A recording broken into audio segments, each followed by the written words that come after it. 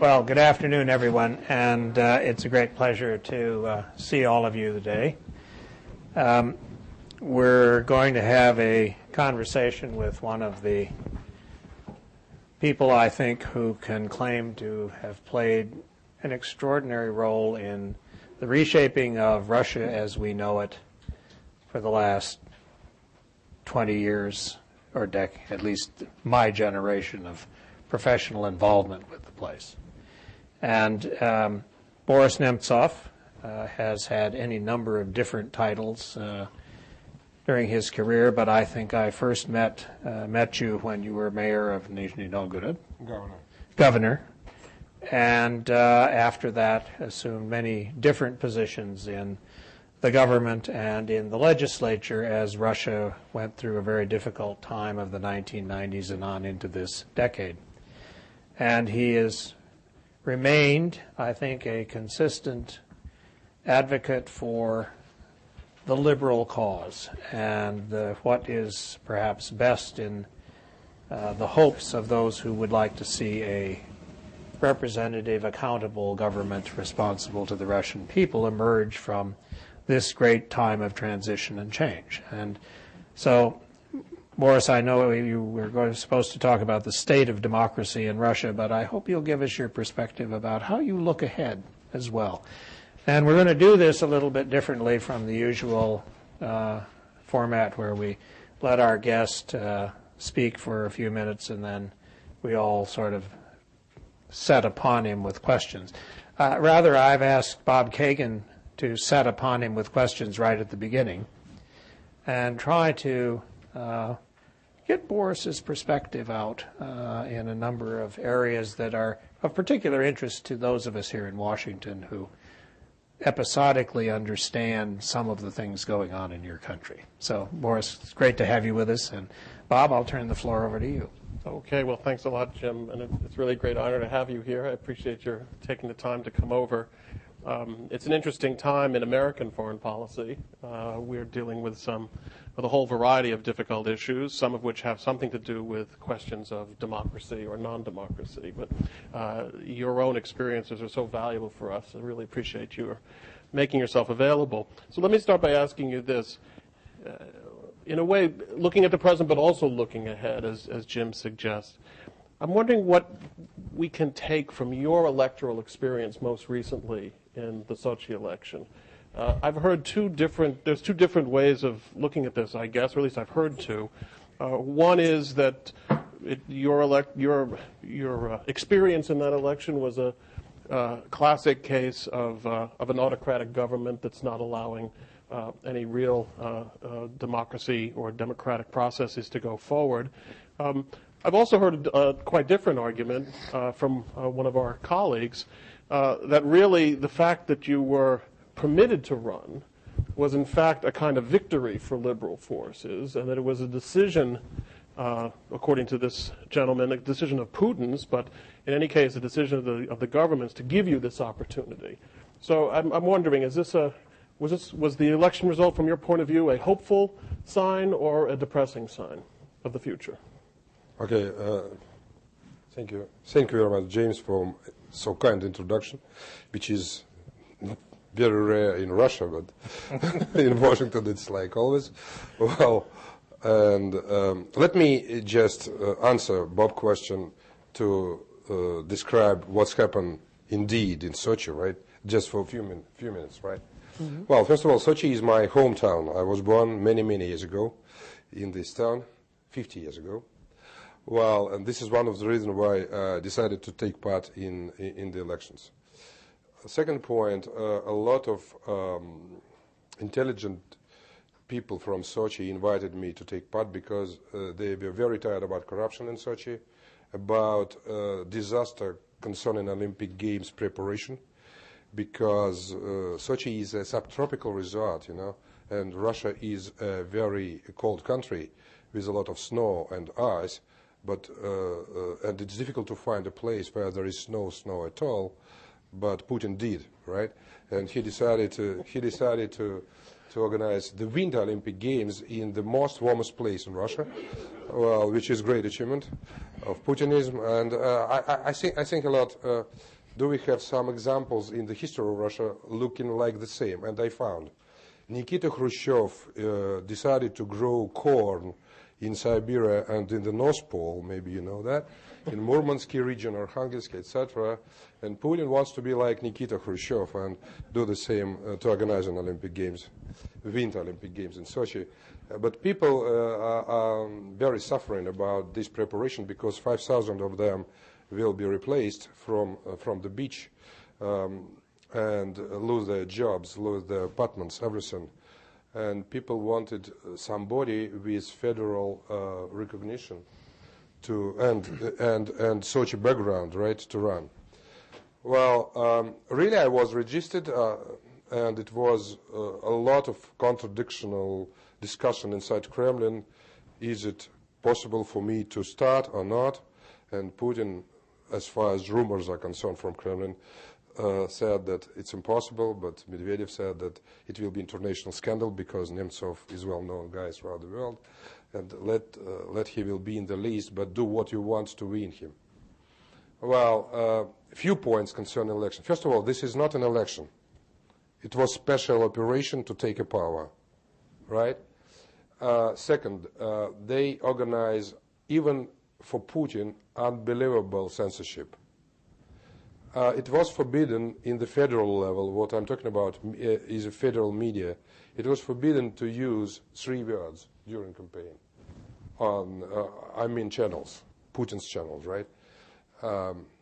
First word, Sochi. Second, elections. Third, Olympic Games.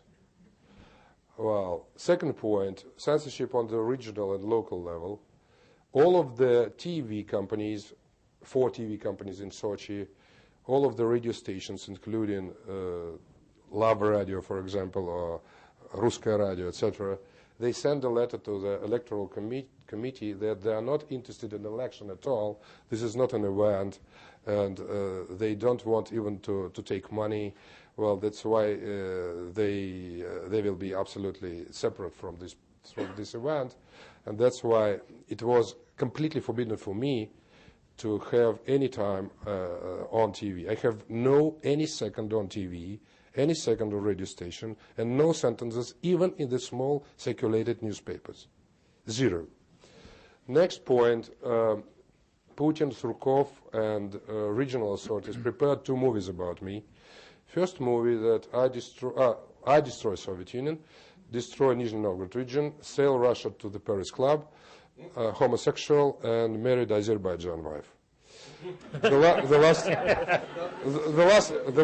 last one is very important. I explain why. Because 35% of the population of Sochi is Armenian, about 130,000. Well, and Azerbaijan is just a few thousand. And tension between 2 nations is everybody knows. Well, this movie was shown on regional TV about 100 times, 4 sets in the morning, 4 sets tonight through the week. The second movie looks more attractive. Nemtsov is a Korean spy, fortunately South Korean, because he wants to cancel the Winter Olympic Games in Sochi and want to replace an Olympic Games from Sochi to South Korea for $200,000 only. Well, which is, for me, it looks like terrible news. Just $200,000. This movie was shown 100 times on TV.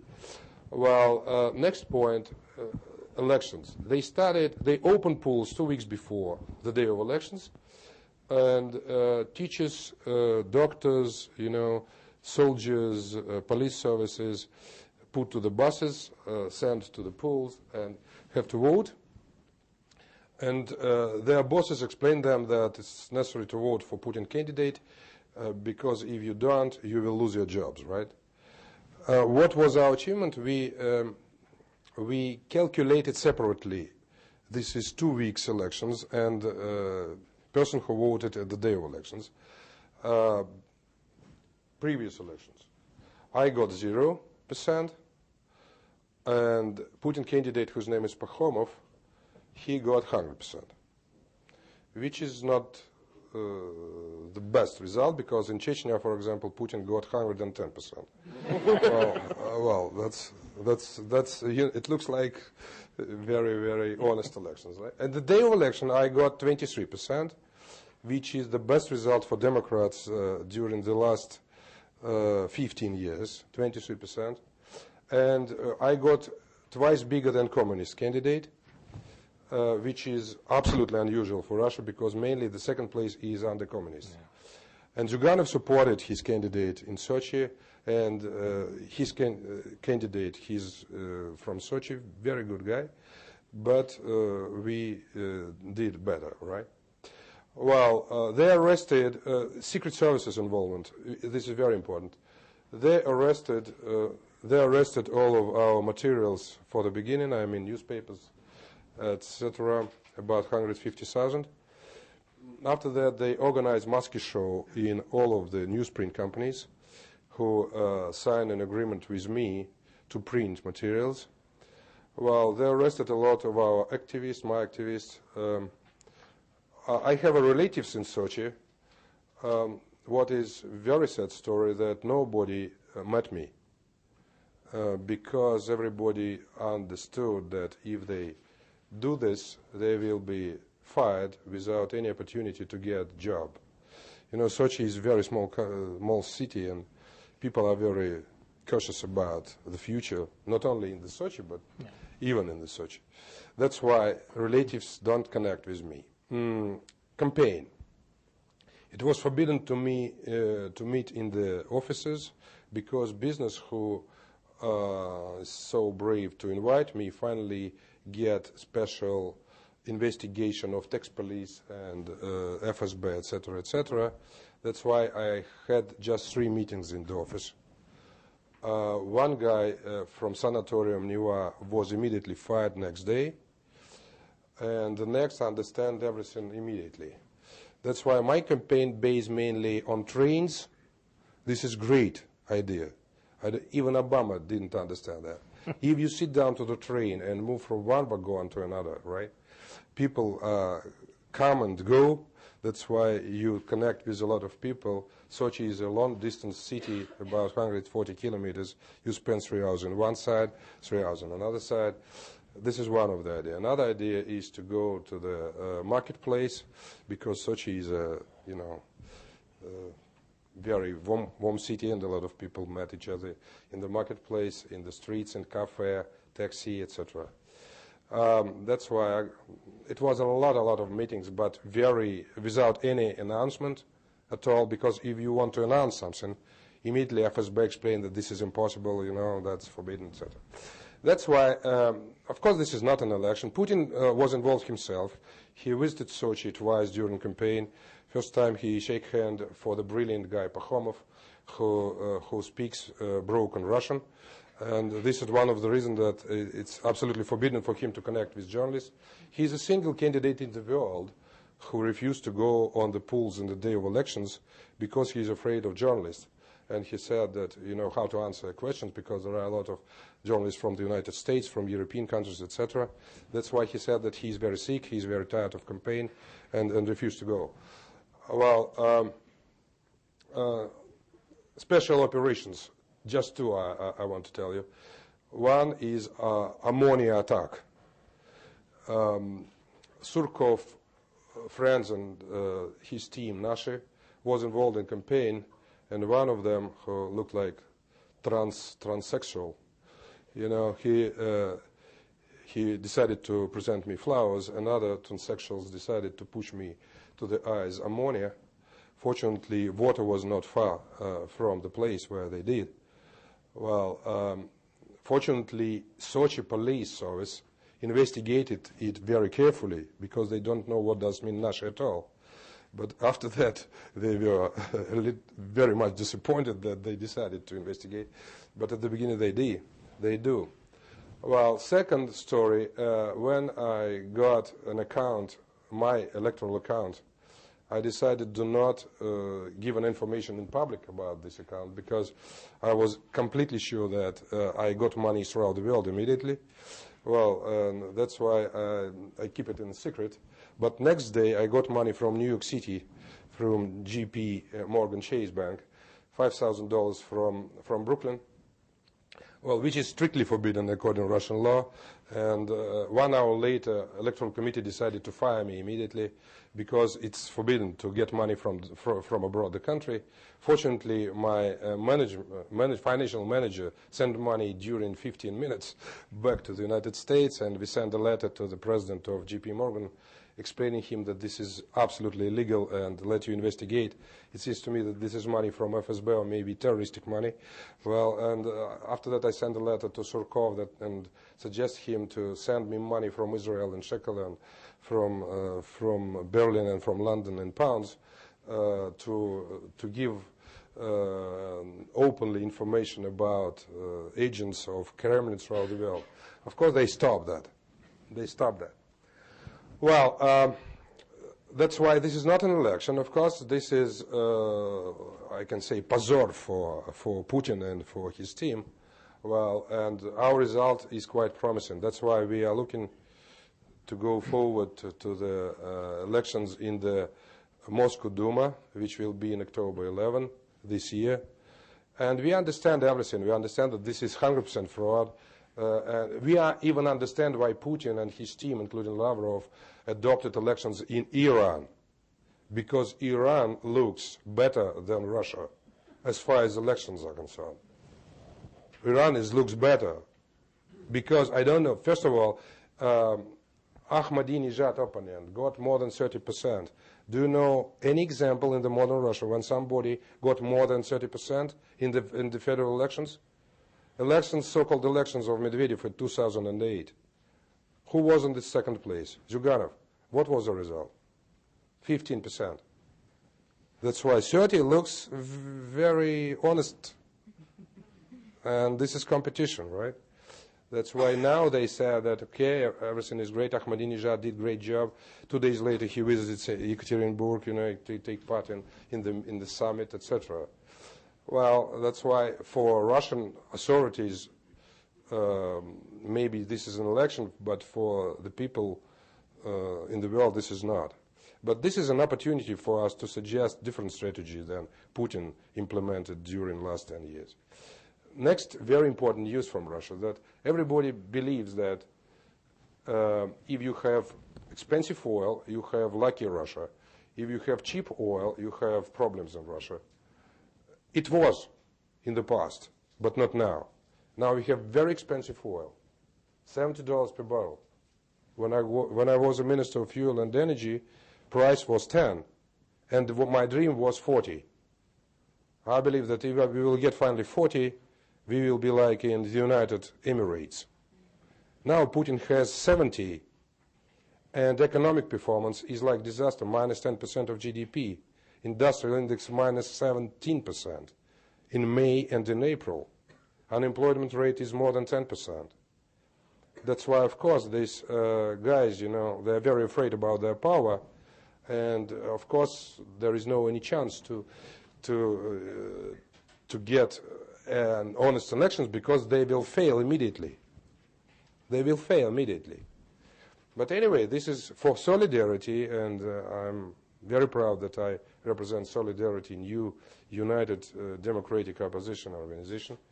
Well, Solidarity will continue to take part in the local and regional elections, just to suggest different view. There is another way, not only Putinism is good for Russia. Putinism is disaster for Russia. We suggest a little bit different. Okay. I guess I asked the right question. Let me give you a view that I think is fairly current here in Washington, very, very common, which is, first of all, there's no reason to expect any real political change in Russia. That the Putinism or with Medvedev is here to stay. Medvedev-Putinism. Okay, good. It's here to stay, and therefore the United States and other countries of the world have to do business with these people. What exactly is the problem with that? Why should it matter to the United States or European countries or anybody else what kind of government we have in Russia, as long as we can make deals? First point, anti-Americanism is the key point of Putinism. Even now, how to explain that people in Russia are very suffering because of crisis? Not only in Pikolova, but in 20 cities. For my estimation, we have about 25 Pikolovas now. In the Far East, in Siberia, in Urals, etc. About 25. How to explain? The only explanation that this is America, which is a motherland of crisis, and all of the terrible things come from America. And I'm sure that if Putin will be in the power, it's impossible to change. Resetting is completely impossible with Putin. Completely impossible. I understand that there are naive people in Washington, D.C. who believe that if you pronounce the word resetting and to reset, it's happened. Sometimes word looks like material. But I don't think that with Putin it's possible. Second point, I understand that Medvedev and Putin, this is one team, but these two guys differ from each other, and you have to take into account this. First point, Medvedev is responsible, according to Constitution, for foreign policy, for military policy, for defense policy. All of these questions are absolutely important for Obama and for American people, right? That's why if you want to connect with Russia, you have to connect with Medvedev. Not because I like him, I don't, but because of rules of law. According to Russian law, Medvedev is responsible. I know that so-called realpolitik guys here say that, yes, we know, but Putin is a real boss of Russia, that's why we want to connect with him. This is 100% mistake. 100% mistake. I explain you why. Because if you connect with him, he is not responsible, first of all. Secondly, everybody knows what will be the next. What will be the next? The next, the U.S. will be responsible for everything once again, and nothing happen. If you believe that you will solve with him Iran problem or some other problem, this is naive view. That's why to connect with Medvedev, this is not 100% chance to win. But this is, first of all, Russian constitution, and second, an opportunity to reset, and chance to reset. This is small chance, but chance. Next point, Medvedev has huge problem. And this is not a problem of crisis, this is not a problem of unemployment, this is not a problem of suffering in Pikolova. He is not the president. This is a huge problem of this gentleman. And if Obama will help him to be, it will be not bad for resetting. Not bad, because his dream, I believe, is to be the president. Not selected, but real. Well, that's why I think that in upcoming visit of Obama, it will be great if Obama will say that we know who is the president of Russia, and we connect with this gentleman, and we will be involved very completely to relationship and to the talks with Medvedev. As far as Putin is concerned, he is not responsible at all. He's responsible for pensions, for jobs, for social securities, for unemployment, etc., for domestic. That's why if Obama will connect with him and try to solve the problem in North Korea, what does it mean? He plays by Putin's rules, which is crazy, which is completely crazy. This is against Constitution. Well, we understand then that transformation from authoritarian style to democracy, the best way, peaceful way, is to give chance Medvedev to be a real president. We don't believe that he is Democrat. We don't believe in that. We want to just to have finally open and honest elections, and we want to give Russian people to take part in these elections. An opportunity to help Medvedev to be the president is one of the ways for liberalization of Russia. Moreover, Medvedev is not liberal, of course, but in his interest to take a power, for example, canceling censorship is a real opportunity. Because if he cancels censorship, which is really constitutional charter, If you look at the Russian Constitution, Charter number 29, censorship is strictly forbidden. And Medvedev, like a lawyer, has to know that. Well, in his interest, like a weak selected successor, in his interest is to cancel censorship. He proclaimed the idea of anti-corruption campaign. This is campaign, this is PR, everybody knows. Russia is in a terrible 147th place according to Transparency International, among African countries, like Senegal, like Niger, like Zimbabwe, etc. But he proclaimed this idea, like PR. If Obama will say that, I'm very lucky and I think that this is a great idea to fight corruption in your country, but the only way to win in this fighting is canceling censorship and come back to political competition. Not because I'm big brother and you are small, like it will be a picture on TV, right? No. Well, but you know, because this is really helpful.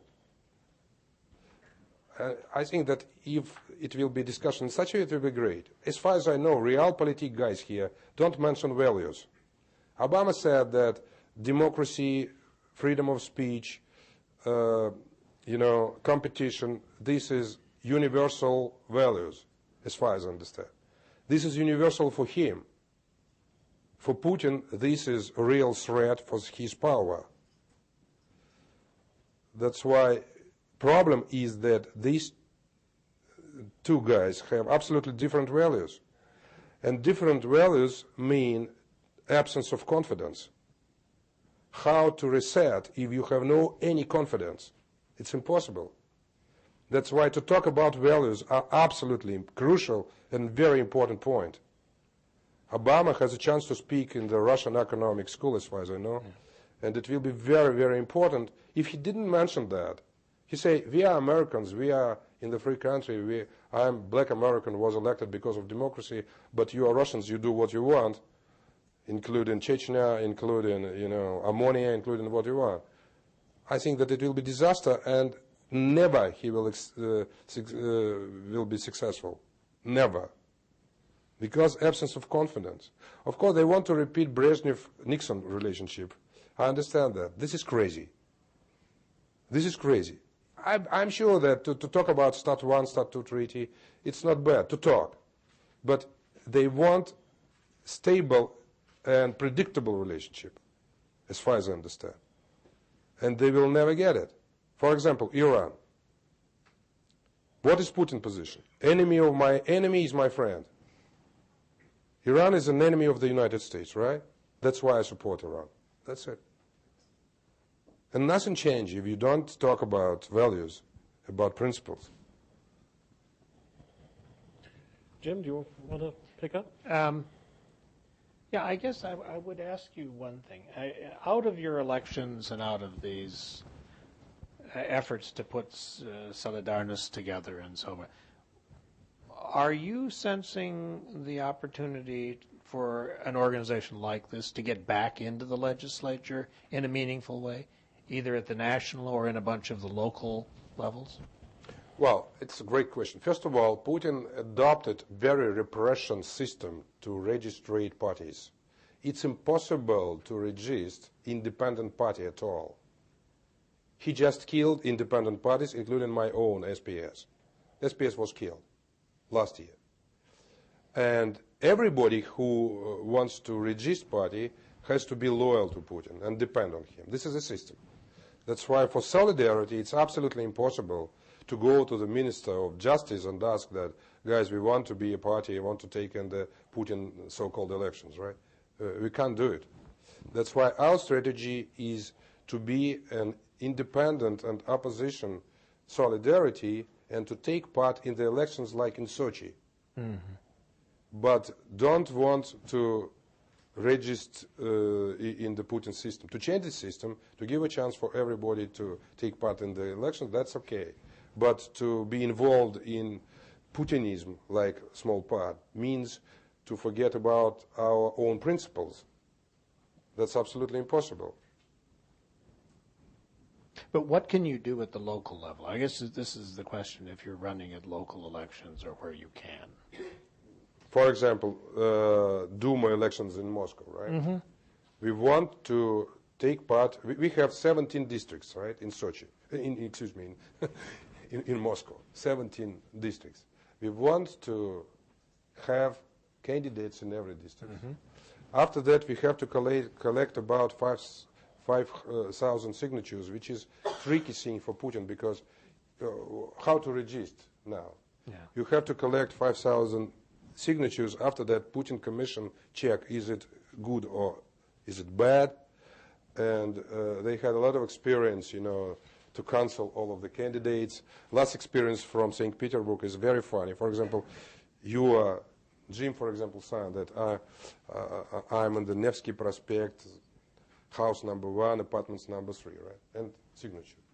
What Putin Commission did, they changed a number of your house, not 1, but 11, for example. Mm-hmm. After that, they came to the 11th house and checked, where is Jim? There is no Jim.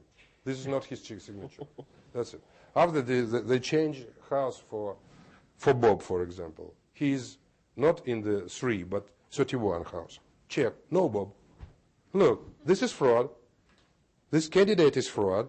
No, it's impossible to take part. That's why we understand that. Mm-hmm. And there is a system. This is system. This is not, like in St. Petersburg, one system, in Moscow another. No, this is a criminal system which they organize. But anyway, we have to take part. If they don't register, this is a victory for us too. Mm-hmm.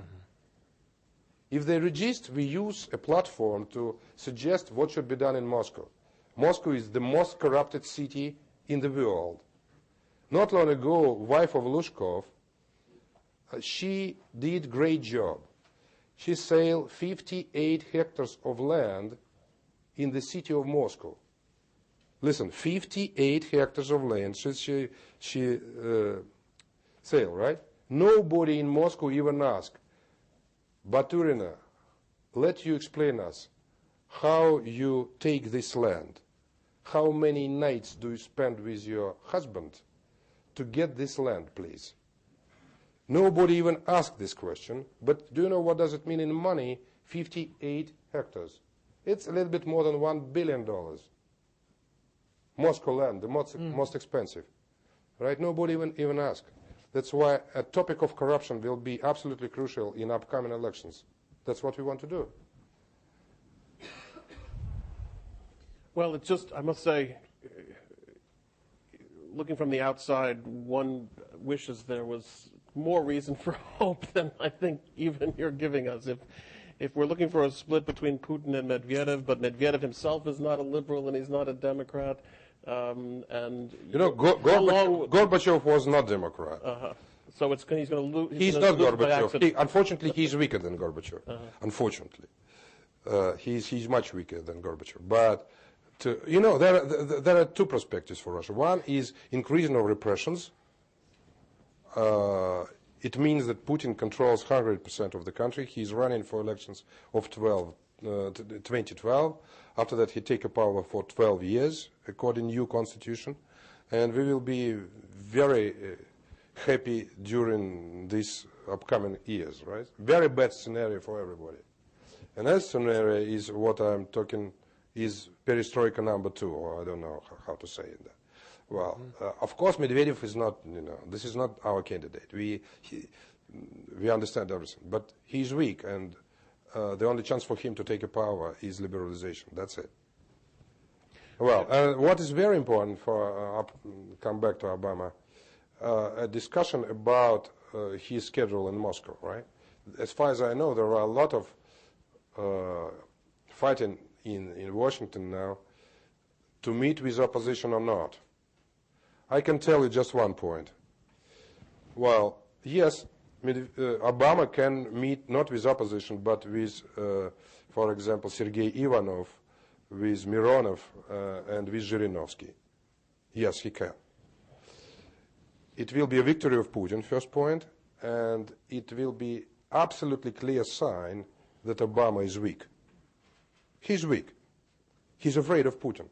That's why he decided to meet with pro-Putin organizations or leaders, whatever. That's why I think that to show that American leader has absolutely understandable view, including values, it will be very important for strategic point of view, not for tactics.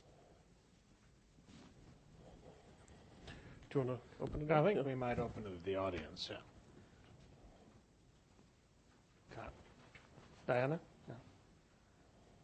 I think there's a microphone coming. There's the microphone. There we go. There we go. Diana's our junior fellow. Oh, yeah. Carnegie? At Carnegie. She's worked with me for the year, so. Hi, I'm Diana. You mentioned that the oil prices don't have an impact in Russia right now, that it's not the same as before. Can you explain more about what you meant by that? Why you think what has brought about this change, that the oil prices aren't having the impact that they used to? Yeah. Thank you. Well, the main god of Putin is monopoly. Monopoly everywhere. Monopoly in politics, the only one leader. Monopoly in ideology. Ideology is very simple. Nostalgia about empire. This is an ideology. And monopoly in business. Gazprom, and that's it. Putinism means censorship plus Gazprom. Right? And this is definition. If something of that canceling, it will be the end. Nevertheless, what was the first, what was the second? If you look at the fuel and energy business looked very, very inefficient. First of all, after Yuka's case, nationalization of oil industry happened. Rosneft, the biggest oil company now in Russia, and very inefficient company, with a huge debt, real debt, with a lot of problems concerning bankruptcy. Gazprom, the biggest gas company in the world, looks like bankrupt. Because of mismanagement, because of huge corruption. We wrote with my friend Milov special report, Putin and Gazprom. You can read it more carefully in my website, nemtsov.ru. About 60 billion of assets disappeared from Gazprom during Putin's presidency. $60 billion in assets. Right? That's why nobody is interested in new gas field in Yamal, for example, or in some other regions. But everybody is interested about pipeline because this is money and Atkate, right? Do you know Atkate? This is Russian word. Kickback, yeah. Kickback. But it's like siloviki. Atkate has to be English word, finally. Well, and nobody is interested. Look at the performance of Gazprom even this year. Gazprom lost European market, first of all. Terrible news. 50% after the war with Ukraine. 50% of European market. Norwegian Statoil got a lot of opportunity in the European market. Gazprom lost market in Ukraine and in the neighbors countries, and even with Lukashenko, you know. Absolutely mental friend of Putin. You know, even with Lukashenko, he will get huge problems, including gas. Well, that's why Gazprom is completely corrupted, mismanaged. That's the point. Well, absence of liberalization inside Russian market. Of course, now this is crisis and demand is not so big. But after crisis will be overcome, Russia will face deficit of gas. Listen, Russia, not Ukraine, not Georgia, Russia. Why? Because Putin adopted absolutely crazy law which is completely forbidden to organize competition in the gas market inside the country. And of course, if productivity is very low, corruption is huge, monopolization is huge, what will be the result? Well, last point, he proclaimed an idea of energy superpower. Maybe you remember in 2002. It was absolutely crazy idea, but it's happened. Russia is a real banana republic now. In 2000, 35% of export based on gas and oil. In 2008, 65. That's why absence of diversification, absence of competition. What is more important, that the Russian economy, Putinomica, has no immunity against crisis. Has no immunity. This is economic AIDS. Right? Crisis started here. But Russia looks like, like after bombing. That's why this is a result of monopolization, of corruption, of bureaucratization, absence of competition. That's it. Svetlana? Thank you, Svetlana Babayeva, Russian News Agency. I have two questions. First, you mentioned that the U.S. should deal with Medvedev and try to avoid Mr. Putin.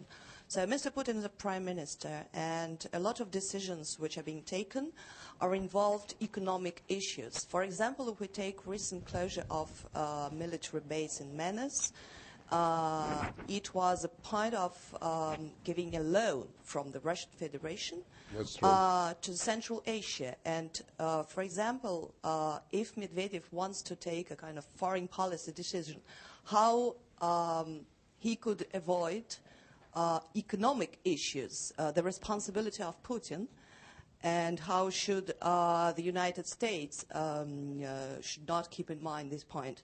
And the second question, you mentioned that if Putin allows right now free elections, he and his regime will fail.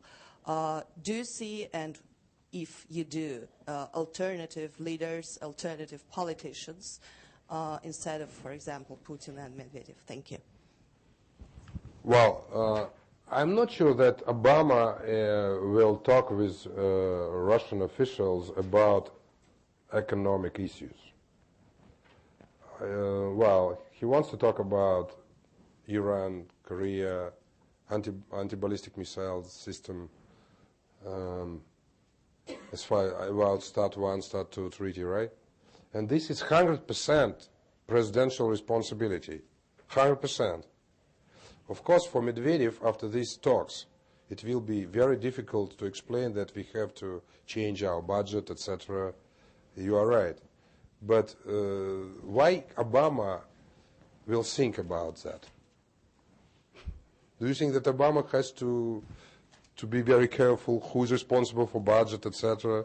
That's crazy position. He has to talk with person who is responsible. That's it. As far as elections, I'm not sure that it will be blitzkrieg and Putin will fail immediately, but if we cancel censorship and information about Gazprom will appear, and, for example, information about Beslan will appear, on the information about relationship between Putin and Abramovich will appear, information how Putin helped Deripaska during the crisis will appear, right? Step by step, popularity of this gentleman will be reduced dramatically. Of course, it takes time, I agree. And after that, a lot of new guys will appear on political scene. Now it looks like dessert. They fired all of the platform, just one guy, and small another, and dessert around. And Svetlana asked me, look very attentively at the dessert and find me a guy who will be the next. I want, first of all, to get Oasis, right? After that, after Oasis, we will find a lot of new flowers, a lot of new candidates who will run. Yes.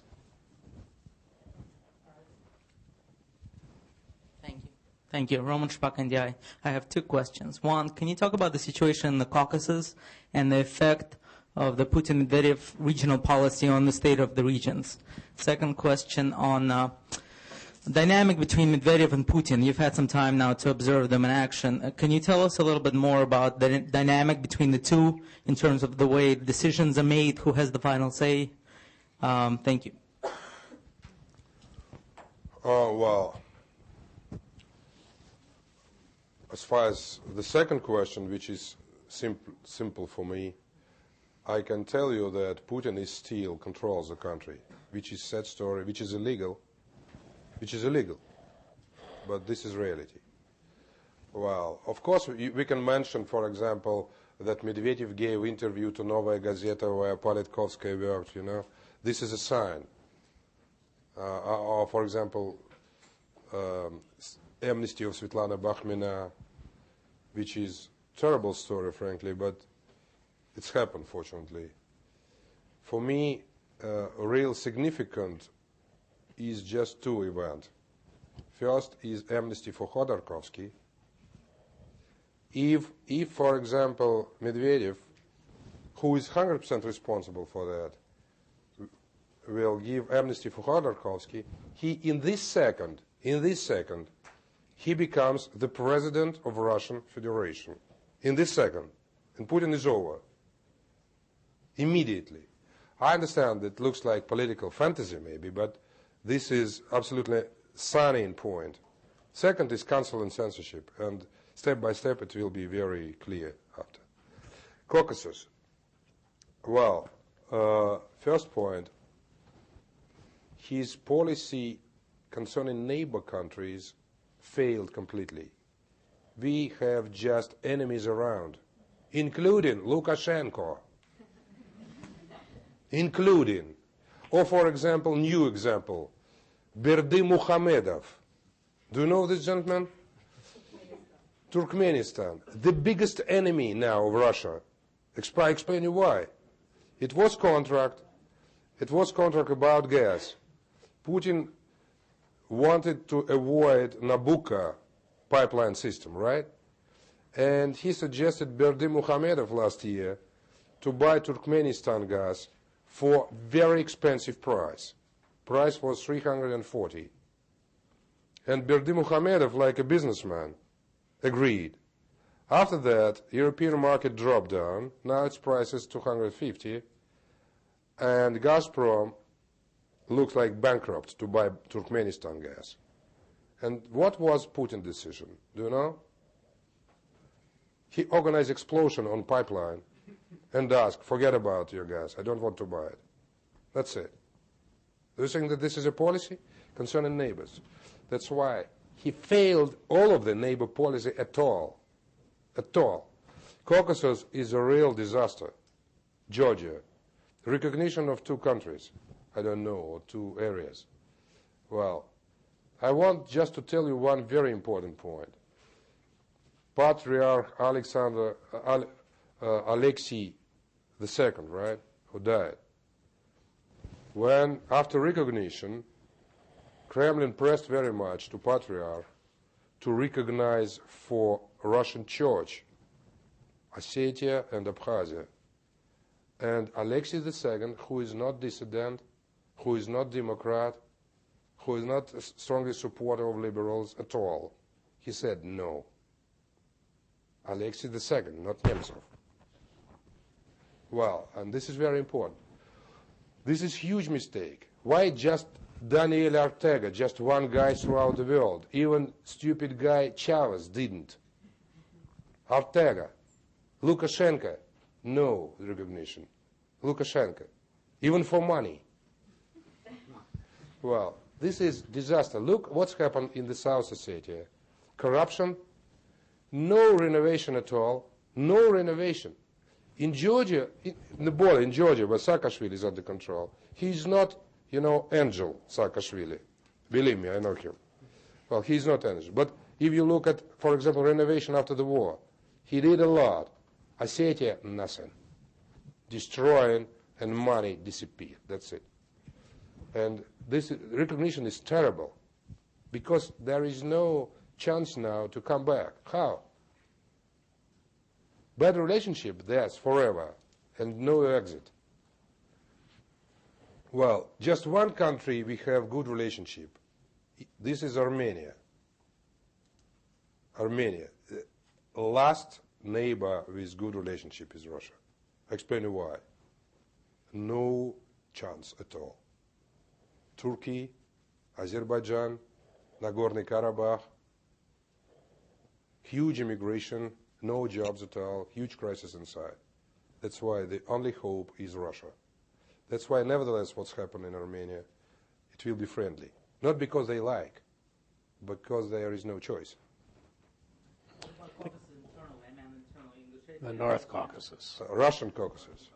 Recognition of Ossetia and Abkhazia is a first step to disintegration of Russia. Disintegration of Russia. Why? Look at Kadyrov, for example. It was an invisible contract between Putin and Kadyrov. I give you money, billions of dollars every year, You give me loyal behavior, right? This is contract. Now money is over. Deficit of the budget is $100 billion. Russian deficit, $100 billion. That's why step by step Kadyrov will be a little bit nervous. Finally he will say, okay, that's great. What is the difference between Chechens and South Ossetians or Abkhaz? What's the difference? I want to be independent. Great examples. Separatism is a real problem for Russia. That's why Putin gives great example to do the same. Not now, maybe, because central bank reserves is about 400 billion now, but in the future. Well, of course, huge tension inside Ingushetia, terrorists, even after resignation of Zyazikov, a lot of problems now. Dagestan is like unpredictable area, and it's very, very difficult. Because everything based on criminal code. I give you money, you give me loyal behavior. I close my eyes on every subject, corruption, terrorism, kidnapping, whatever. It doesn't matter. Just loyal to me. Because the main value for the gentleman is power. Not Russia like a country, not progress, not success. Power and money. I think Ariel Cohen wanted to jump in here. Yeah. Right in the front. Andrei, how could you add the next time? Boris, a lot of people in the administration are concerned with the anti-American sentiment in Russia.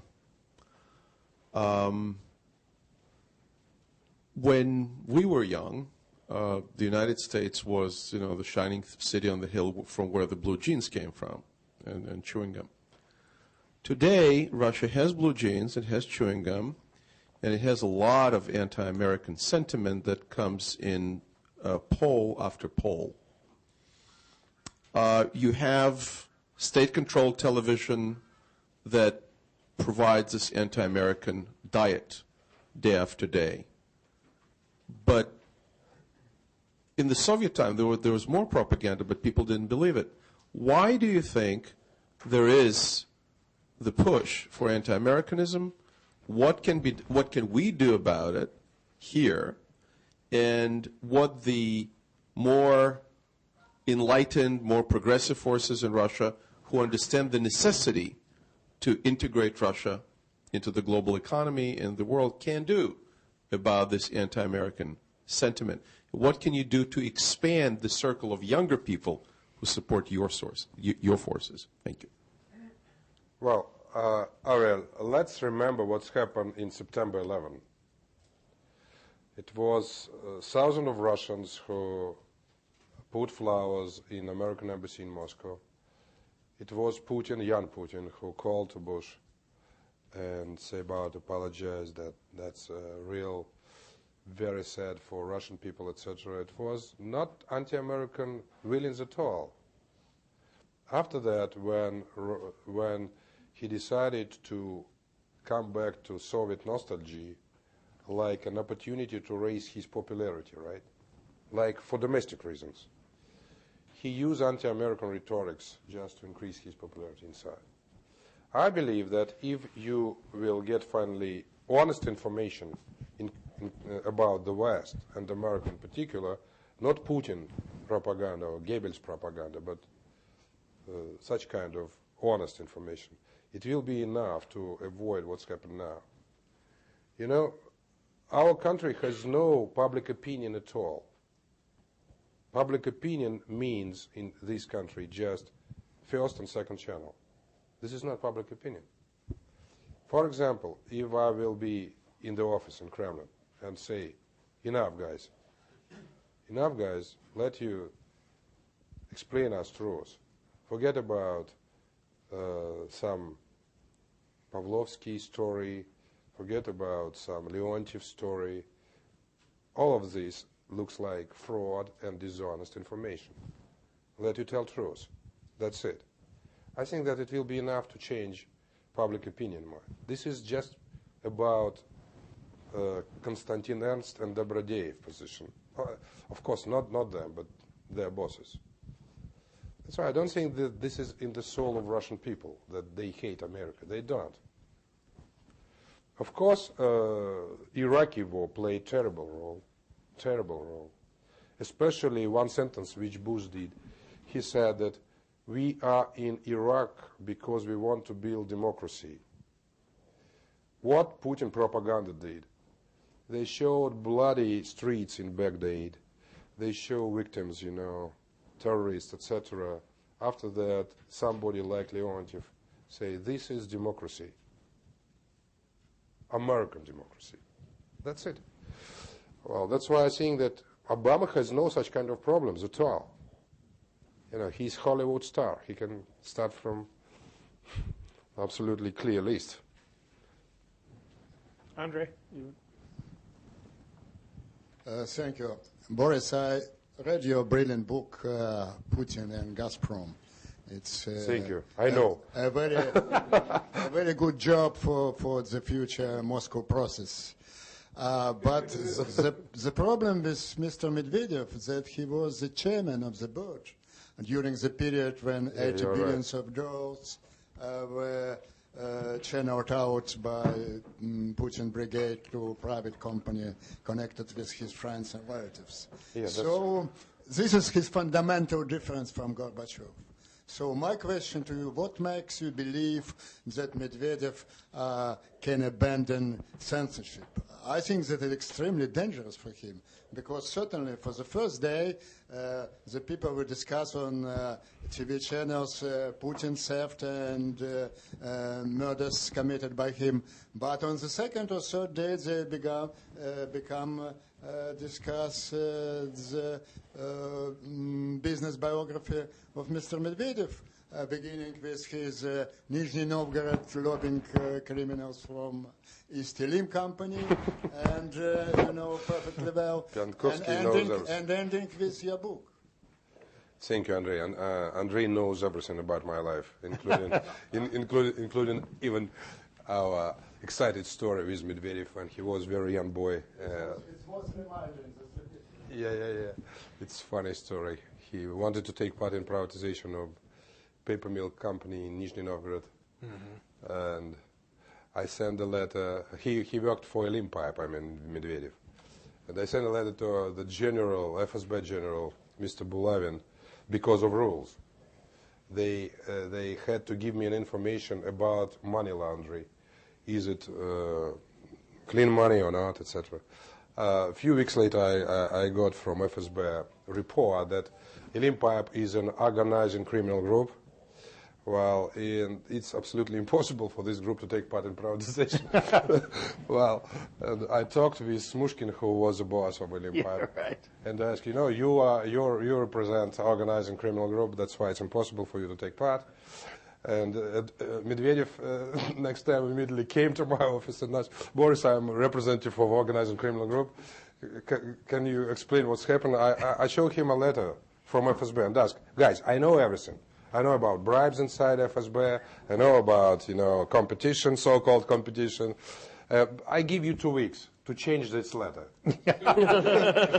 Well, 2 weeks is it enough for you 2 weeks to change the letter? He said, 2 weeks is great. Well, and he disappeared forever. I met him when he was the chief of administration. No. Bulavin called me and asked that these guys, they came to me, asked something, suggested something. That's a good idea. What's your response? My response is the same. This is letter, which I send you. That's it. This is our talks when he was 20, maybe 4 years old or 25. Well, he remembered this story. Unfortunately. I don't know, fortunately or unfortunately. But anyway, come back to your question, which is absolutely important. First of all, Andrei, I don't think that Medvedev is our hero, and I don't think that he is our political, partner. I don't think so. But as far as corruption is concerned, and you know that, as far as corruption is concerned, he's absolutely small boy compared with Putin. Very small. I know Chuchenko, I know what was his position like a chairman of the board of Gazprom. Frankly, like position of the president now. He had position, like you mentioned. But all of the decisions were made by Putin. All of them, including underground decisions. For example, decision concerning Kovalchuk, right? Gazprom Bank, for example, etc. I agree that he will be a little bit nervous because he was a chairman. But what is his chance to be the president, frankly? If nothing happened, if Putin is like, you agree, right? This is censorship plus Gazprom. If nothing happened in this structure, he will never be the president. Maybe he even doesn't want, I don't know. Because, you know, who knows? Maybe his wife knows better. But problem is that there is an opportunity. I don't know what's a percentage. I don't know that. But this is an opportunity. Another opportunity, and you know that, this is repression. Come back. I don't want it. Of course, investigation concerning Chuchenko, concerning, for example, Rosukrenergo, I know that. Very interesting story. We didn't mention that in our book, but we know how Rosukrenergo was founded, what was the role of Timoshenko and others. I think that we have a time to prepare a new book, but well, but finally, maybe with Andrei together, because he mentioned our book in his articles. Well, but I don't think that he is a real in danger comparing with Putin. In a real danger, I don't think so. Okay, John, did you? John Evans. I was U.S. Consul General in St. Petersburg when Mr. Putin was deputy mayor, and Mr. Medvedev was there, and various other people. You're a lucky man. Well, we saw them in their early days. There's a new development, and that is this new list, like a nomenclatura, which Sergei Narishkin is having a role in. And I wonder if you have any comments on what this is meant to be. Mm-hmm. Problem of Putin regime is absence of professional and honest candidates for every state position. That's why everybody from St. Petersburg who started to go to the kindergarten with Putin, to school, etc., have already taken a position in the Moscow level. That's why this is a real problem. For example, when it was a story about Kirovskaya region, right, where Nikita Belikh now is a governor, one of the reasons, not last reason, but one of the reasons why he invited him, because nobody wants and nobody can. That's the point. And they understand that. Generally speaking, they understand that. And they decided to prepare this list. But what is important, that if Putin has a choice between professional on one side and non-professional but loyal, he always make a choice, non-professional, loyal. If he has a chance to appoint corrupted or honest, it's better to appoint corrupted, because corrupted means loyal. No, corrupted means loyal. That's why it looks mainly like PR, mainly, which is not bad. There are a lot of very good guys inside this list. I know this list. It's about few hundreds, right? There are a lot of very, very good guys. But first of all, they don't work with Putin like you in St. Petersburg. Secondly, nobody checks them about their loyal or non-loyal. That's why to be appointed on a key position, this is very questionable. Very questionable. You know, Boris, one hears a certain line of argument about Putin losing interest in power, that he doesn't work very long hours, that he didn't really want to remain in power. He had to for a variety of reasons. He's got a nice villa in Italy. And I know that. There's a lot of, oh, you may know better than I do, but there's a whole scenario that I think some people are attracted to, that really, at the end of the day, he would like to get out of this business with all his money. What is your sense of that? He likes Berlusconi. He likes Berlusconi very much. And he spent a lot of time in Sardinia, that's true. And he wants to be like Berlusconi. What's the difference? Berlusconi is a rich prime minister with huge scandals inside, with investigations, but now everybody knows that Berlusconi is a multi-millionaire who controls Milan football club, who controls 5 channels in Italy, who controls everything, but he is legal. Legal like a multi-millionaire. Legal in Italian point of view, not in American, but forget about it. Yeah, I know what's happened in South Carolina, that's a special country. Well, this is not Berlusconi case, that's another one. Well, but, we are from Europe. Don't forget about that. And what's the problem of Putin? He's a very rich guy, I'm sure. Problem is that it's difficult to legalize. And why I don't trust and I don't even believe in any stories concerning he wants to be retired. I don't believe in this story. Because how to legalize everything? That's why I don't think so that he will be ready. He will keep power not because he wants to go to Kremlin every day, to destroy traffic at all in Moscow for a few hours, and everybody still vote for him. I don't know, 2 hours of waiting, everybody just use very special words, but nevertheless vote for him. Well, but he doesn't want to work, I agree, lazy guy.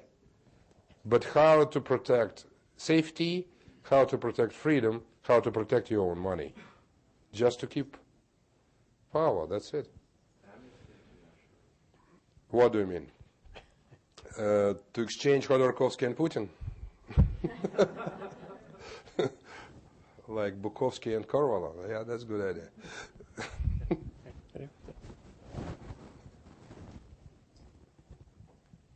Natalia Sarayeva, U.S.-Russia Business Council. Thank you, first of all, for a very interesting talk today. And my question is, with such terrible things that are happening now, like monopolization and nationalization, how do you see the future of foreign direct investments in Russia and future of foreign business? And if you see some, in which area in particular? Yeah, that's a good question. One of the reasons why economy in Russia looks so bad is that of capital flight. Capital flight is concerned with, first of all, Russian business community. Russian business community doesn't trust government and is very afraid. That's why if they have any opportunity to take money away, they will do. Second point, Putin is not interested in direct investment, which is maybe a new point, but this is true. You can invite in Carnegie Browder. Do you know him? Oh, yeah.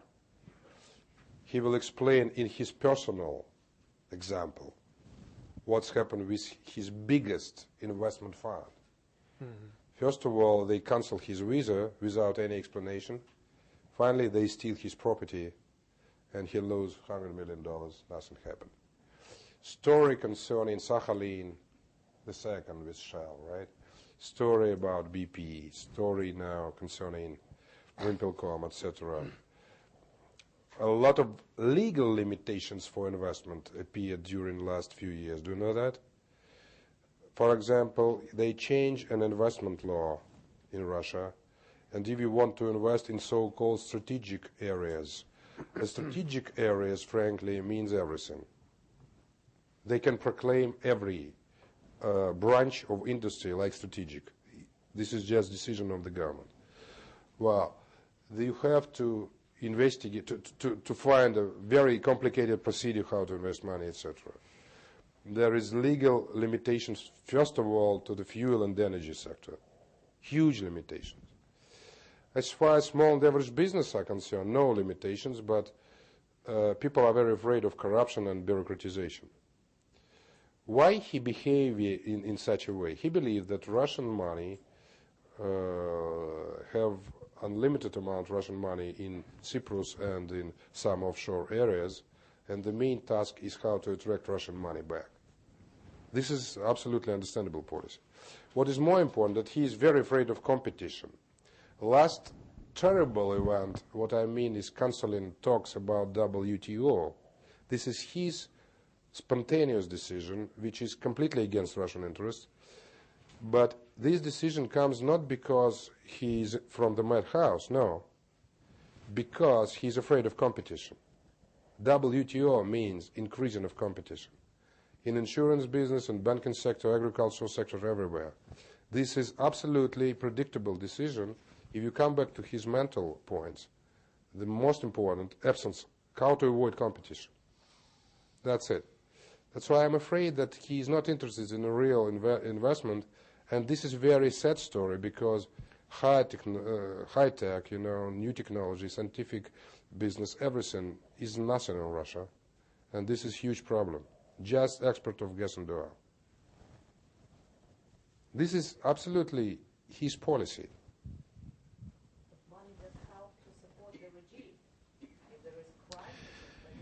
He doesn't think so. He thinks that money from the states, for example, help the State Department, and he's KGB.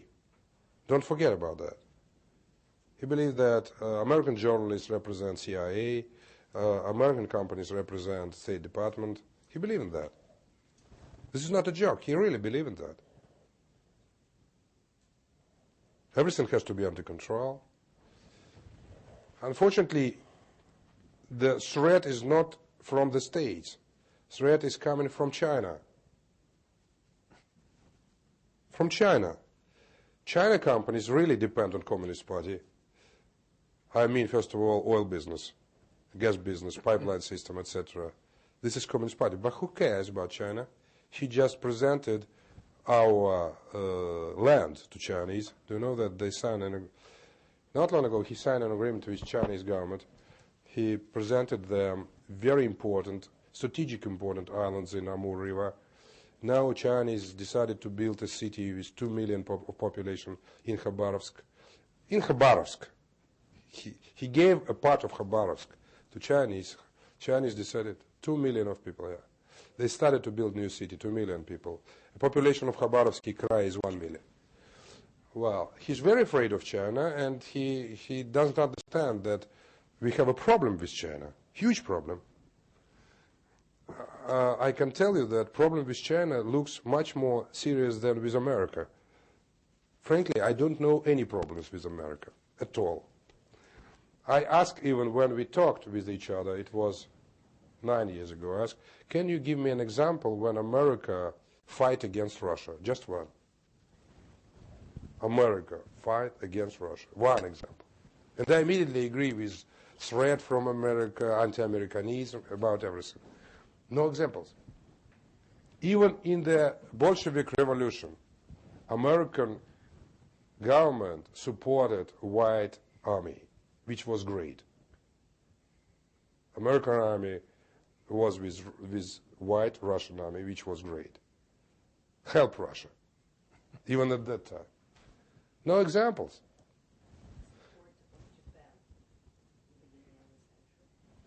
Supportive of Japan in what? Well, to bomb nuclear bombs on Hiroshima and Nagasaki? 1904.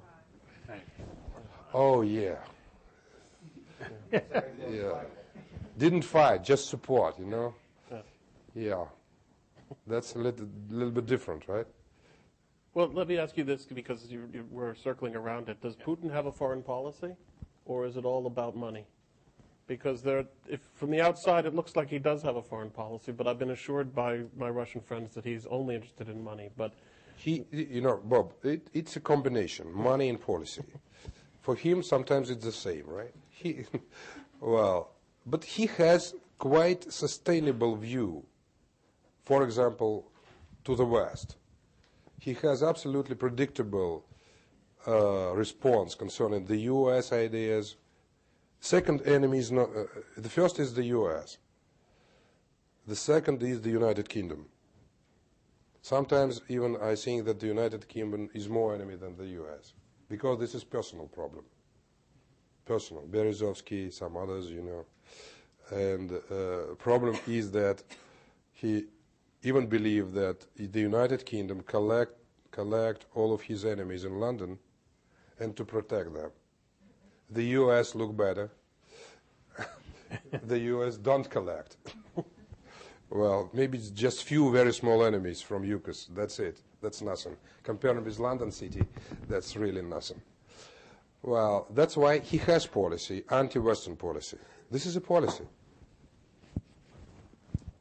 And that's very understandable, because to be against the West means to be against freedom, democracy, rules of law. This is a policy. But the assumption, I think, of two not just the Obama administration, but two administrations, really, is that relations with Russia went bad largely because of Russian reactions to American actions, whether it was Kosovo, whether it was the Iraq War, and particularly it was NATO enlargement. And that really this is more a creation of policies which we can understand seeing as aggressive. If you want to know my opinion, I think that Kosovo was a mistake, real mistake. Look what's happened now in Kosovo. Do you think that Muslim state inside Europe is good? I'm not sure. Well, and it gives him a chance to explain himself and the world why he occupied Ossetia and Abkhazia. Well, this is a mistake. Bombing of Belgrade was a mistake. Well, and of course, Iraqi war was a mistake. You did some mistakes in your life, that's true. Well, but I'm not sure that this is, a reason why he becomes anti-American. He was anti-American from the beginning, from KGB school. This background, you know. And when he got examples that why he's anti-American, he will use it, of course. I think you haven't had a chance. Yeah. I'm Robert Ortung from the Jefferson Institute. I wanted to ask you about the role of the Internet in Russia. And so there you have relatively free speech, relatively little censorship. Why hasn't the Internet played a bigger role in promoting democracy in Russia? Yeah, that's a good question. Let's come back to Sochi elections. We understood that there is no any opportunity to use media except Internet. What's happened on Internet in Sochi? First of all, just 11% of families, just 11, have Internet. What is more important, that infrastructure is terrible. For example, to open email, it takes 15 minutes in Sochi. Every email, you know. That's why fast Internet is like a future. This is the capital of the Olympic Games. Don't forget about that. This is the capital of Olympic Games, right? 11%. We look more attentively on the structure of the users, right? Users of Internet. It's funny. Among these 11%, 80% are interested just in porno sites. That's why we canceling our idea to use Internet in Sochi to raise our popularity, right? Because to implement advertisement in porno site, that's maybe a good idea, but does that open faster? But we are not so brave, you know. We are not so brave. Well, what we have very good situation in the city of Moscow. Very good situation. Internet plays real important role, and millions of Muscovites use Internet and switch on Putin TV. That's true. St. Petersburg look a little bit not bad, but not like Moscow. Ural city like Ekaterinburg, some other big cities, not bad. But so-called small cities, monotowns, etc., that's disaster. Communications are very weak. Infrastructure is very weak. Technology does not really implement it enough to have fast Internet. But step by step, of course, people are interested in Internet, and I believe that finally it looks better than now. And finally, we will take it. About censorship and Internet, this is a new point in Russia. Structure of Internet is like in the States. We have three very important websites: Mail.ru, Rambler.ru, and Yandex.ru. These three websites control about 75% of internet market. 75%. These websites belong to different business group in Russia, but there is censorship inside. When I wanted to use internet, Mail.ru, in campaign of 2007, an owner, who is my friend, said, "Boris, do you want me to forget about my business? You will insist in the future." It was forbidden, strictly forbidden to use. These three websites are under Surkov control now. Mm-hmm. Yes, we have samizdat in internet, right? We have samizdat. Samizdat exists in the Soviet Russia. Now we have samizdat. For example, Grani.ru. This is samizdat. On Kasparov.ru or Yosh.ru, etc., where Ariel appeared. So don't forget, this is samizdat. Well, samizdat is free. You can put everything. Censorship is organized not in a stupid way. What is Putin's system? If you have popular media, popular means rating more than 1%, just more than 1%. You have popular media, this is censorship. That's why TV is under control and big websites are under control. Комсомольская правда, Московский комсомолец, аргументы и факты, something, millions of circulations per week or per day, right? This is censorship. Small newspapers, Ведомости, Коммерсант, Новая газета, and small websites are free. Who cares? And Echo Moskvy. Plus, Echo Moskvy belongs to Gazprom and it's free. Why? Rating is less than 1%. First of all, it's impossible to get Echo Moskvy in Sochi, even in Nizhny Novgorod. Nizhny Novgorod is blocked for Echo Moskvy. And a lot of cities around Moscow, it's impossible to get information. That's why it's free.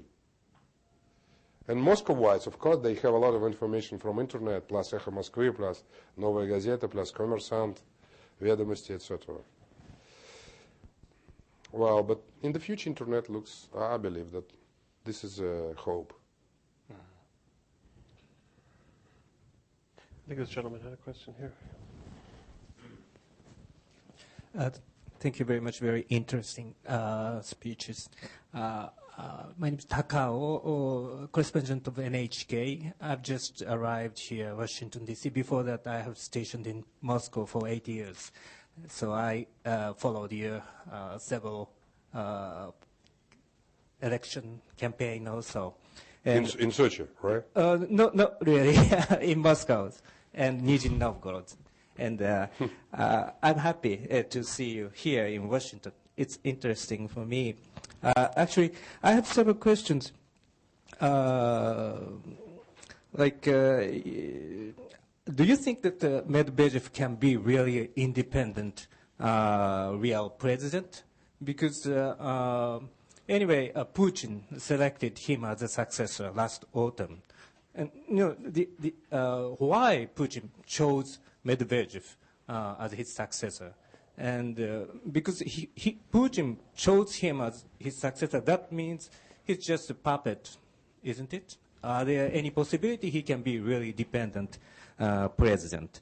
And second question is, what would be the future of the Democrats in Russia, including you yourself?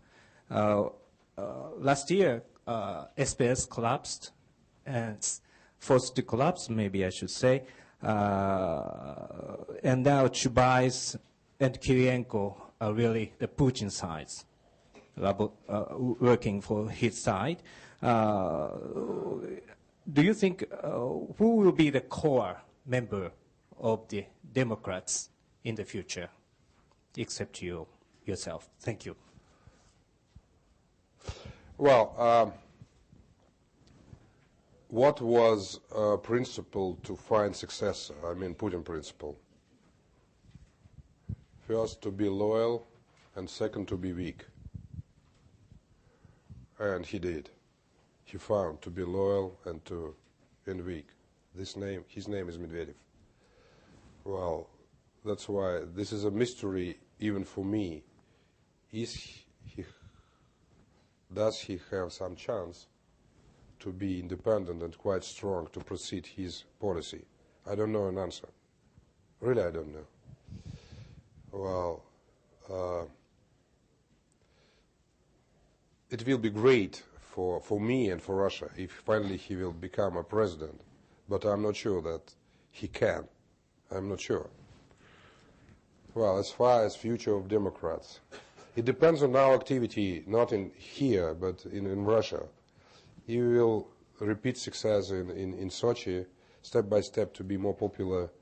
If people will understand what we want, or what is our difference, what is our goal, what is our program, we have a chance. But it takes a lot of time. Next question concerning Chubais, Kirienko, pro-Putin, etc. Yes, we have two groups among Democrats. One group who believe that to be with the power means to improve power. This is Chubais. Another group believe that to change system from inside, it's absolutely impossible. I am from physics, you know. I forget about everything. But I'm like a physicist. I can tell you about the third Newton law. It's impossible to change an impulse from inside. This is not a political law. This is the third Newton law. Well, that's why I think to be inside means to do nothing. Maybe for yourself you can do, but to change system from inside, it's impossible. That's why I'm outside, of course. Well, unification. Solidarity is quite a good example for unification. In the history of Russian liberals and Democrats, I don't remember any cases when people from Yabloko, SPS, from some other youth organization, etc., will be together. Solidarity is this example. Plus, we have Vladimir Bukovsky, you know, famous dissident. Plus, we have Lev Ponomarev, Samadurov, and others who are from human rights part. What is more important that if you look at the border of solidarity, 20 of our friends, including Vladimir Karamurza, are younger than 30 years. Vladimir Milov, Ilya Yashin, Vladimir Karamurza, this is new generation of Democrats, which is a real hope. Well, that's why we are thinking about successors too. Well, finally we will find somebody. Okay. Yes.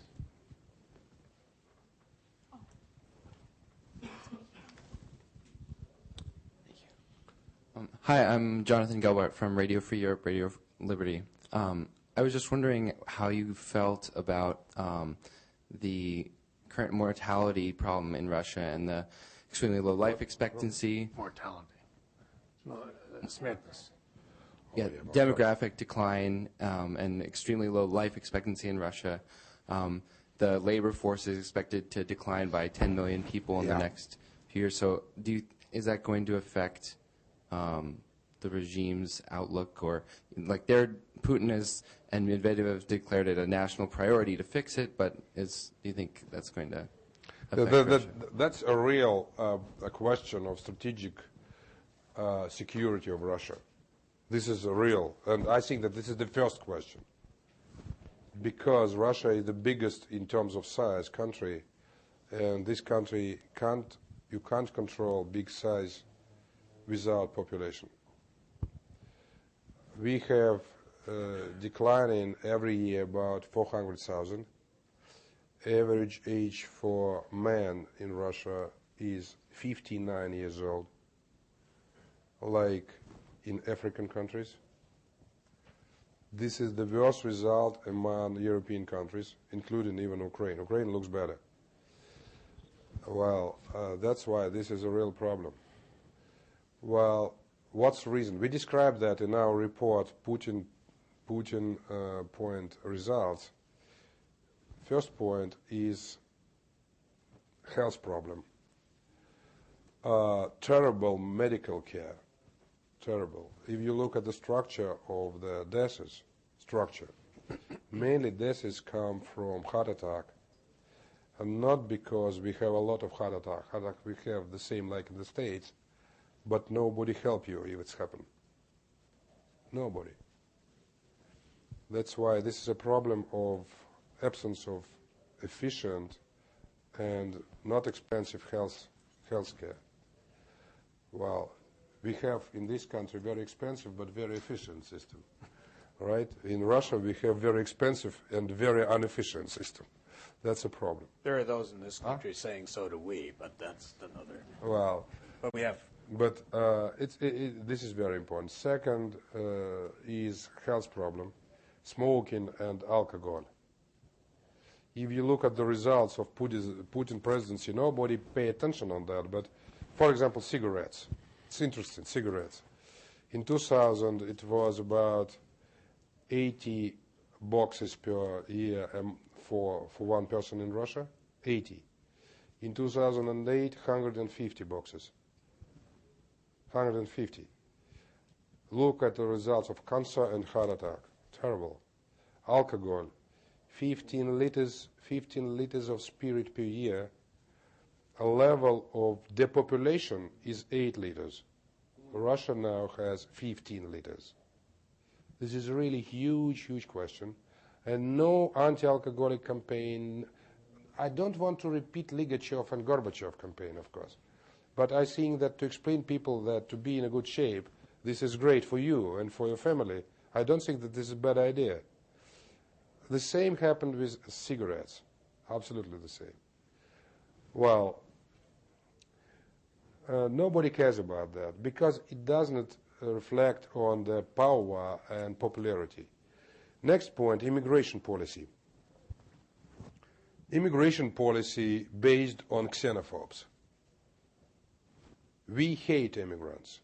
We want them to work at night, to clean our streets, to drive our cars, etc., to clean our houses, to be housekeeper in our homes, but at the day they have to disappear, everybody. And this is official policy. For example, my oldest daughter, Zhanna, she is 25. She was arrested not long ago, and police arrested her and asked that she is Chechen and she has no passport, that's why she will be in the police station. After that she asked that, let I call to my father, and fortunately one guy asked, okay, call. She called and asked this gentleman, let you make her free immediately. She's my daughter. Do you know what was his response? Maybe this is your daughter, but she looks like Chechen. And this example is very important to know that immigration policy is nothing in the country. And that's terrible. If you don't want to support a level of population, let's help people to come and to start some life and business. But no, that's why the population is a real threat for Russia, a real, very serious threat. Toby? And his policy to give $10,000 if you finally get the second kid, that's not enough. No. Because problem is not $10,000 per kid.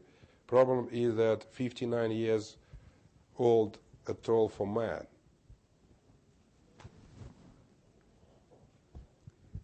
Toby Gotti, you can go. We know, Toby, you very well. Boris, an anti-Western outlook doesn't mean that there aren't objective reasons to cooperate with the United States. Can you look at a couple of issues, starting with, of course, Iran, Afghanistan, and talk about the kinds of cooperation that you think Russia would show on some of those issues, and at what point would it stop? Would it stop when it seemed the United States was gaining power? Would it stop when Russian interests, however they're defined, were met? Can you just speculate a little? Well, first of all, I think that what is real promising is North Korean case. Fortunately, even Putin understands that this guy had missiles, but not long distance, but short distance. And what is important that he launched missile, but he doesn't know where this missile will land. Even Putin understands that. That's very good news for you. Well, to talk about North Korea is not a bad idea. I believe that they voted in the United Nations about sanctions not because, they want to help you, but they want to help themselves. But in 2004, as far as I remember, it was several launches, and they landed in not far from Vladivostok. But nobody cared about that at that time. Now they recognize that there is some threat. Afghanistan, this is absolutely pro-Russian project. Absolutely not pro-American, pro-Russian project. Frankly, I was so surprised about Kyrgyzia story, and I don't know. I understand that anti-American, etc. are real, but why did they do this? Americans sent troops to protect Russia finally. That's so easy, Maybe they're afraid that American base will be forever. I think that talks about troops, American troops in Middle Asian area will be fruitful if you will proclaim an idea of deadline. The deadline will be like this, for example. I don't know, 2000. I don't know, but 2011, 2012, what doesn't matter. Well, or maybe some common service, I don't know. Well, Iran, I have an idea about Iran. Now, I don't think that you will get some success. I don't think so. But there is absolutely new idea. New idea is concerned not with nuclear program, but with gas. As you remember, he's a businessman, right? He is about money, mainly. Well, now you want to build Nabucco. Not you, but Europeans mainly. Nabucco has a problem, no gas, enough gas. Some new fields in Turkmenistan, but not enough. If you suggest Iran to be involved in Nabucco, I explain you. This is a great idea. You don't understand, Ariel. I explain you why. You buy Iran oil, right?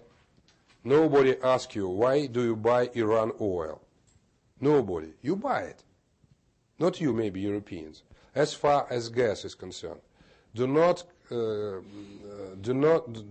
defend on just one Ahmadinejad, but to suggest him, we have Turkmenistan gas, we have Azerbaijan gas, we have maybe even Kazakhstan gas, and let you will be involved like a part. If Putin will recognize that Ahmadinejad is a real competitive person to his own private Gazprom, it will be the end of friendship. It will be the end of friendship, believe me. Maybe a part of Iran is a second, as far as capacity is concerned, Iran is the second country after Russia, as far as gas fields are concerned, right? I agree that to depend on Ahmadinejad, it's disaster. But to be a part of the project, like, I don't know, 10% maybe, this is not bad. This is not bad for gas supply of Europe. This is not bad even for nuclear program. This is complicated maybe for Obama because he's not a businessman, but this is very easy for Putin. If he recognizes that Ahmadinejad is involved in the enemy project, which name is Nabucco, it will be enough to find compromise in nuclear. I think that Putin or Medvedev will be softer concerning Iran when he will launch missiles, like North Korean. And sometimes landing will happen, nobody knows where. Maybe they are waiting for such kind of event, I don't know. Well, what else? European anti-ballistic program.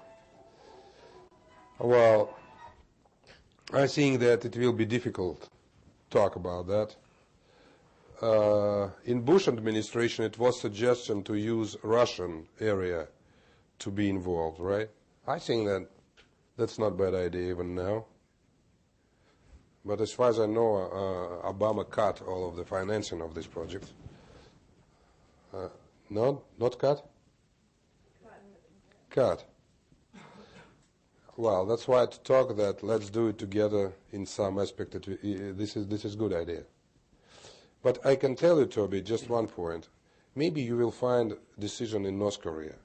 I even sure that you will do, and in Sat-1. But this is not predictable. This is like with Brezhnev, right? If you are ready to talk with Russian officials like with Brezhnev, you are on the right track. But remember that it will be absolutely unpredictable, and this is not peaceful, and this is not resetting, of course. This is resetting, but in the past. This is resetting. Come back to Brezhnev and Nixon. Do you want it? I don't think so.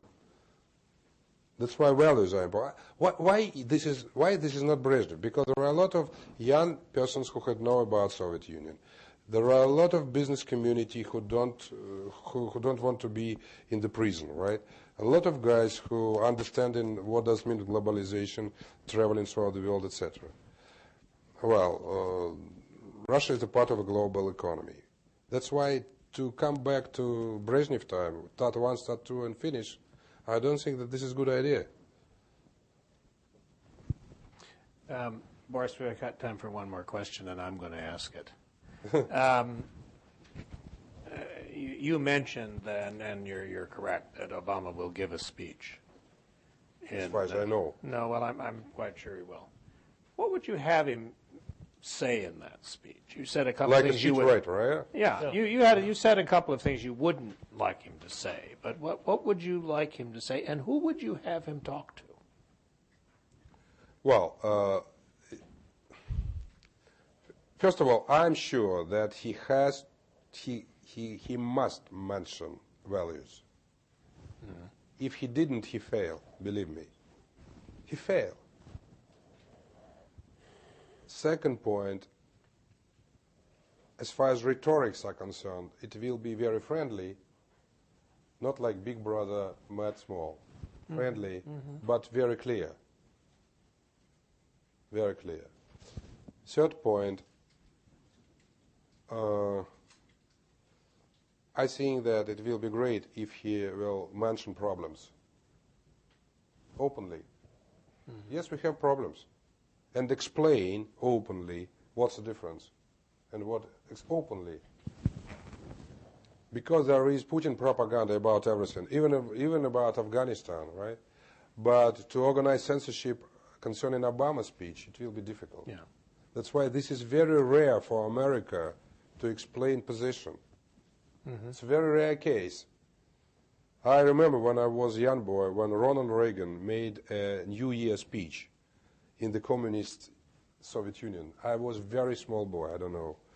Well, and I watched on this face for the first time in my life, the President of the United States said about values and about Russian people like a real friendly nation, etc. And it was absolutely remarkable deal.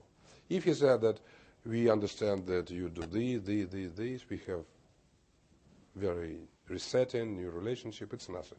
I think that he has to mention problems and explain American position. Mm-hmm. And don't be afraid that he will be an enemy of Russian people. I can tell you that his popularity, especially among Russian women, I believe even higher than popularity of Medvedev, not Putin. But we have all. That's why, and as far as I understand, elections for him in Russia will never happen. That's why if he will proceed, he's absolutely clean messages. It will be great. Well, what is important to meet with opposition? Not because I'm opposition. Of course, it will be a great honor for me to meet. But if he will meet with Putin guys, what is? Even for American public opinion, what is? What is? What does it mean? That's why I understand that maybe this is even symbolic, right? But that's very important. I understand that we are responsible for our country, and we don't think that, Obama helped us very much. This is our responsibility, and Obama doesn't help us. He has a lot of problem here. But to show that he understands that there are some others who believe in freedom, democracy, human rights, globalization, open society, etc., it will be great. Okay. All right. Well, I think maybe we should thank you for, as always, a very interesting conversation. Thank you. Thank you. Thank you all for coming. Thank you.